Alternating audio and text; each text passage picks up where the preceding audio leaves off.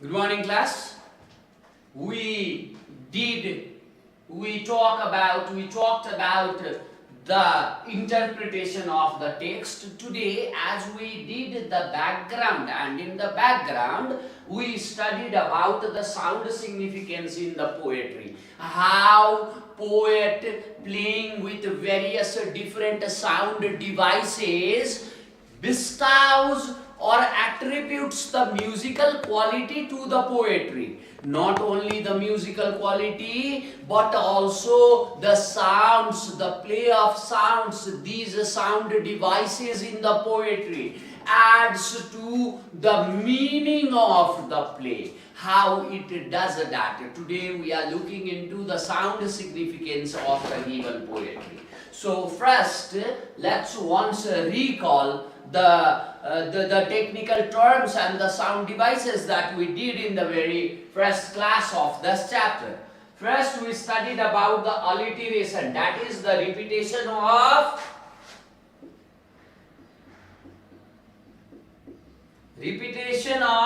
consonant sounds.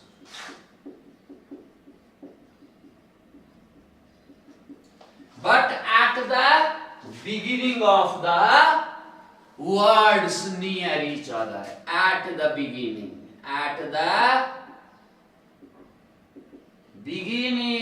of the words near each other. That is, here we see full starts with F, fathom starts with F, 5 starts with F, yeah, father starts with F. So here we see the repetition of consonant sound at the beginning of words near to each other. And this type of repetition of consonants as the initial letter of the word, we call it alliteration. Now, this alliteration is definitely creating the musicality in the poetry. Full fathom 5, thy father lies. Full fathom 5, fa, fa, fa, fa, fa. This is creating the musical pattern in the poetry. But this repetition of consonant is not only creating the musical pattern in the poetry. It is not only creating the harmony of the sounds in the poetry. Rather, it is also adding to the theme of the poetry, adding to the meaning of the poetry. And yesterday we deciphered that this poetry is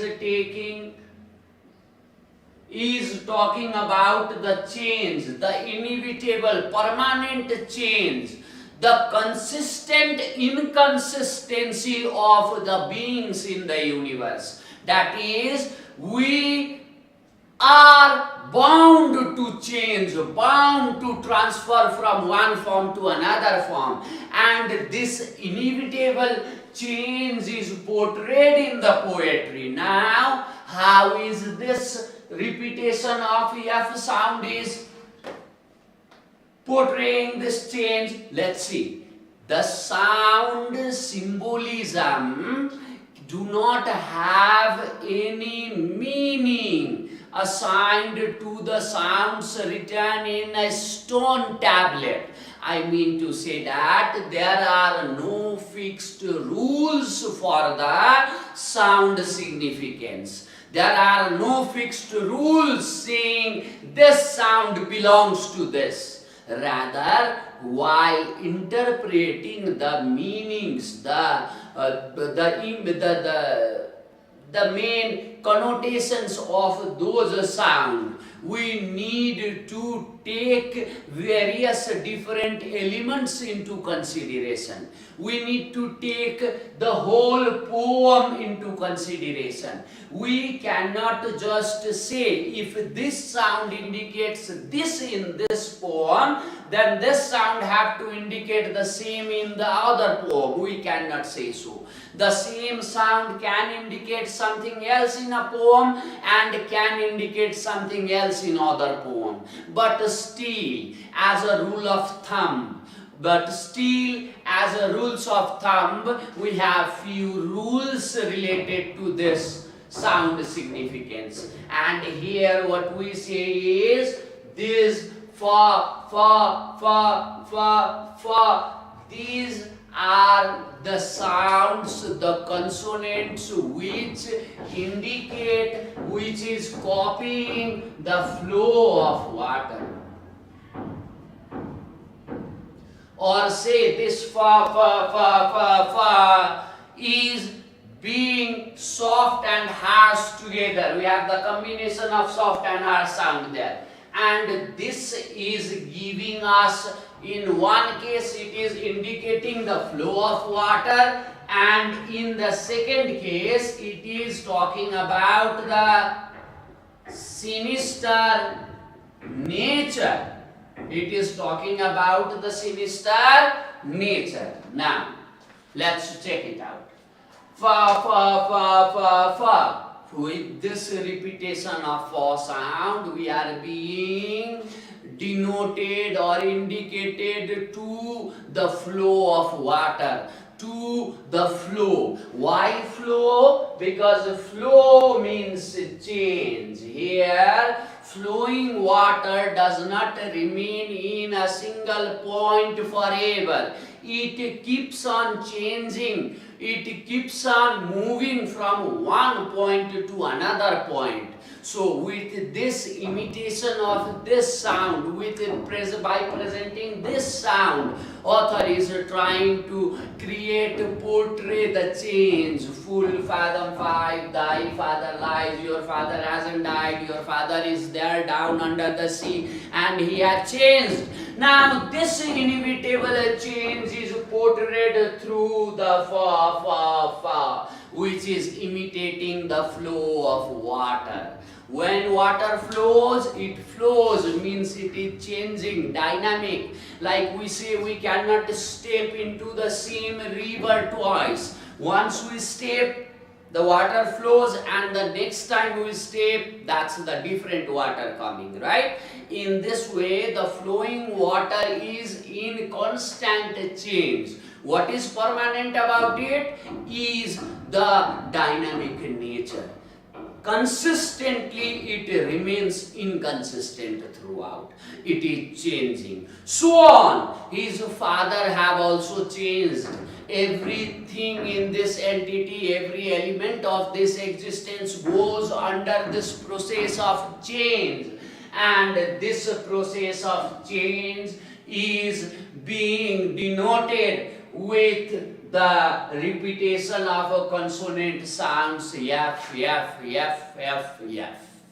So this repetition mimicking the flow is indicating towards the impermanence of things, the transitory nature of things, the lack of being rooted at one point is being portrayed through this flow.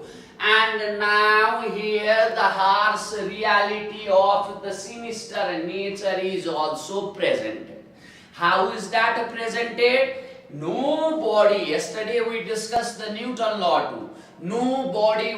All the body wants to remain either in the static position or in a position of motion until and unless it is acted upon by some force. Until and unless we provide the resistance to the moving object, it does not stop. We have to apply force to make it stop because it tends to remain in the state of motion. And the static body, this book here does not want to move until and unless I push it. If I apply, this is static here, I applied the force, it moved, right? So in the same way, the things remain to stay static, wants to hold on to the static point, but this sinister nature is not letting you stay as you want. You have to move. You have to pass from one step, one point to another point. You cannot rest here. And this restlessness because of change is also portrayed through the repetition of word yaf, yaf, yaf and yaf. So this alliteration is not just mimicking the flow, it is also indicating to the sinister nature. It is also indicating to the inevitable change that everyone will have to go under. Now, after this, the sound, they are very significant. Okay, about the rhyme. Where do you see the rhyme? We see the rhyme in both that suffer a change into something rich and strange. Change, strange.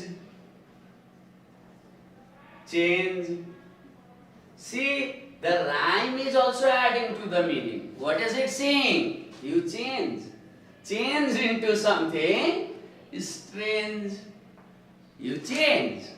Doth suffer a sea of change. And this change is strange. We took the example, we looked at the discussion, the debate between twins, right, inside the womb. See, the change that is coming to them is completely strange. They have never imagined eating from their mouth. They have never imagined that someday their lungs will breathe, will be full of air. They haven't imagined someday they will be out from the pool of amniotic fluid and into the world. They haven't imagined that their mother have a face. Their mother have something else at her disposal to feed them. They don't know these things. Now, when they come out into this world is completely a strange place. And unknown to this strangeness we cry. So on. The change is into the strange thing. This strange change with the same rhyme is saying they are same. They are not different. They are same. This change into the strange is not the vanishing. See, it is changing into strange. But though these words changed, the most of the word remains same. So it means the essence will be there. Though Loknath will die, the bones will fade. These bones will, his body will decay and turn into soil. But the molecules that make Loknath, the air that Loknath breathes, will be there. It's always there, and that is the essence. The consciousness, like we talked about the glass, right? You break the glass, the fragment is scattered there. The glasses are in pieces, they are scattered. But where is the space? That space has merged into its bigger form. So on, he is saying, yes, something changes. See, STRCH, something changes. But the essence remains the same. The pronunciation is creating the rhyme. It is matching with each other. That means though there is a change, though there is a transformation, the essence is the same. Like in Gita also, this structure of indestructibility is portrayed.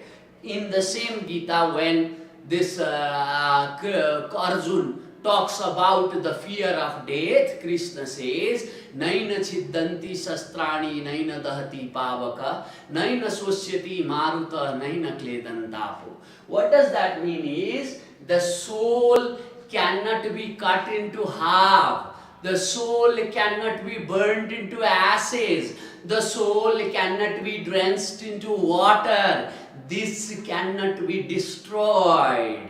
Now, the soul does not destroy, but does it remain static? No, it keeps on changing the body, right? Once I am Loknath, someday I will be something else, as we talked about the 8 million and 400,000 births. These are the changes that this soul undergo. Though the body changed, I am Loknath at this moment of time. At some moment of time I will be a tree, and at some moment of time I am a butterfly. But the molecules, the major components making up this life, hydrogen, carbon, nitrogen, oxygen, they will remain there as it is. They come together, I am here, they dismantle, I am lost, but I am not lost, I am just changed into some other form. So the essence remains, the essence never vanishes, the essence is always there, always present. We say in Sanskrit, Yat Pinde Tat Brahmande. What does that mean? Wherever you have the smallest atom, that smallest atom is the representation of the whole universe. Right? Small quantum mechanics is able to describe the whole universe. See? Small things. And these smaller things, indivisible, indestructible parts are the essence. This is the essence that do not change. Only the covering of this changes. Why a caterpillar transforms, metamorphosized into a butterfly? Can we say it is the death of the caterpillar? No, the essence is still there. The egg turned into butterfly. We see the egg being lost. This egg turned into caterpillar, egg is lost. Caterpillar turned into butterfly, caterpillar is lost. But nothing is lost, nothing is dead during this process. What is happening is everything is changing, and this change is a strange change. We cannot contemplate this change. We cannot have this, we cannot say our mind is unable to grab this change. Like the twins in the womb. Just imagine how can they accept the change of this world. The both worlds are completely different and strange. Now if we are put into the womb back, can you imagine? A claustrophobic person would die there, right? So this is definitely the strange. The change is definitely strange. Bones have turned into corals, eyes into pearls. Now eyes cannot see. It is a pearl now. Bones is a coral now. That cannot work, right? So things have changed, but essence is there. And this change, this remaining of the core, the essence, is portrayed through this rhyming scheme. Change, strange, but doth suffer a sea of change into something rich and strange. This rhyming is talking about this essence which never changes, which always remains there. And this essence, Hindus call it the soul. Soul is not something that is inside you like a fire.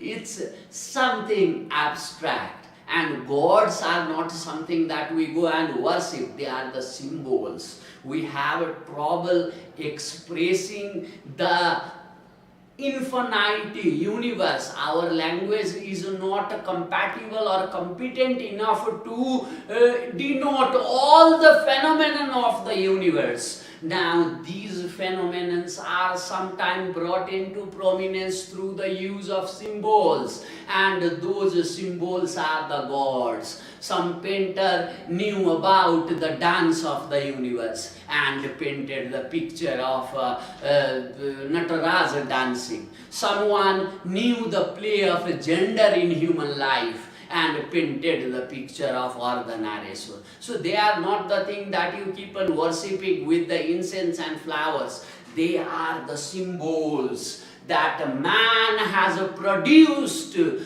talk about this great infinite universe, and we should look into like the symbols. So here this change, this soul is the essence that remains always there, that does not change. After this, what we see is the onomatopoeic words. Now, what are onomatopoeic words? Words which are very close to the sound it is trying to imitate or copy. Meow is very similar to the word. The sound meow is similar to the word M-U-O-W, meow.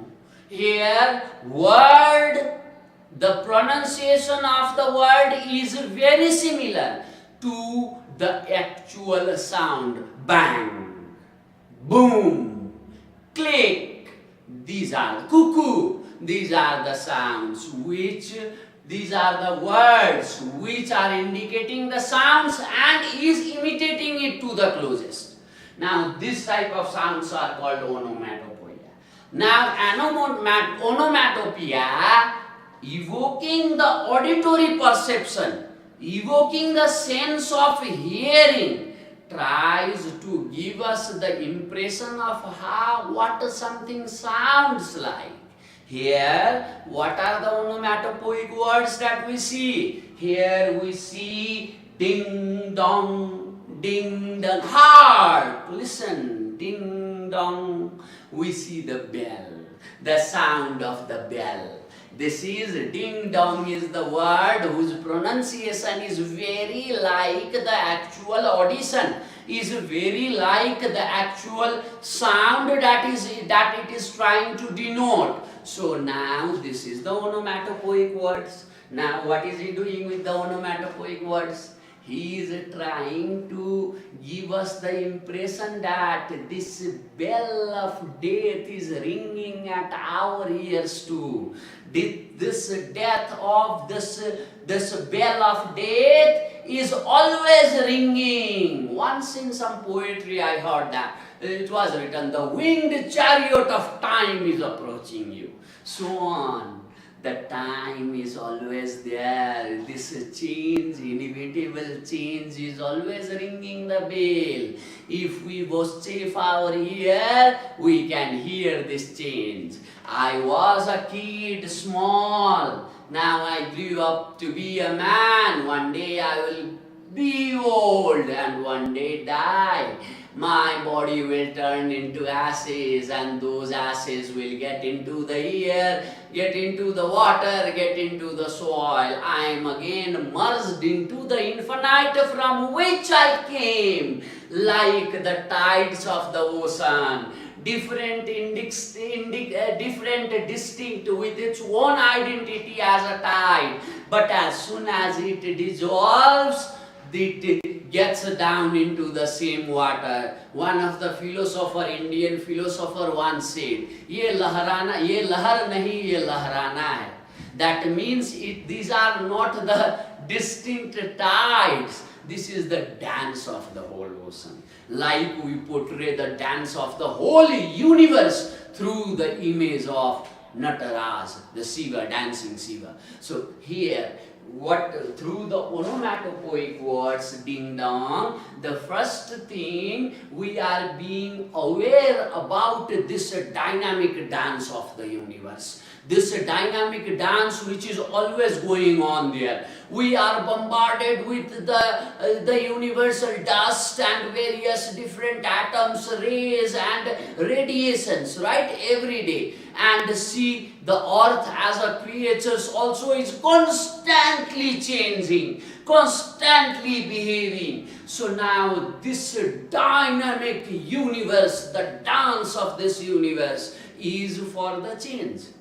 Now this change is constantly there. So this omnipresent change is presented through the bell that even his father can hear, Ariel can hear, and the Ferdinand can hear. So this is the change that we all have to go. This is what we are being placed into, that condition, the condition of change. We are being realized. We are made aware about this condition of change through the onomatopoeic word. And the second thing here we need to notice is our onomatopoeic words start with the plosive sounds like ding, dong, bell, da, da, ba. These are the plosive sounds. Plosive sounds are those sounds which come out from your vocal cord, mouth, with the explosion of air. Habako blastसँग आउँछ with the explosion of air. And now ba, ba. See, there is a blast, there is the explosion. Da, again the explosion of air. So now what is this plosive sound doing? As a rules of thumb, plosive sounds are used to talk about the devastation, destruction, death, and also the harsh reality. As we talked that nobody wants to change its state, but everything is forced to change its state. This is the harsh reality.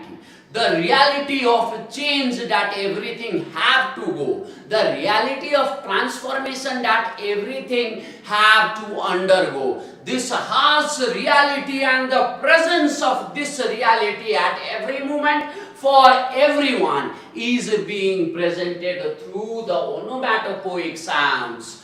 And these onomatopoeic sounds are talking about the reality, and this reality being harsh and associated with the devastation, destruction is portrayed through the plosive sounds. So this is all that we need to know about the poetry. Thank you, class. We'll be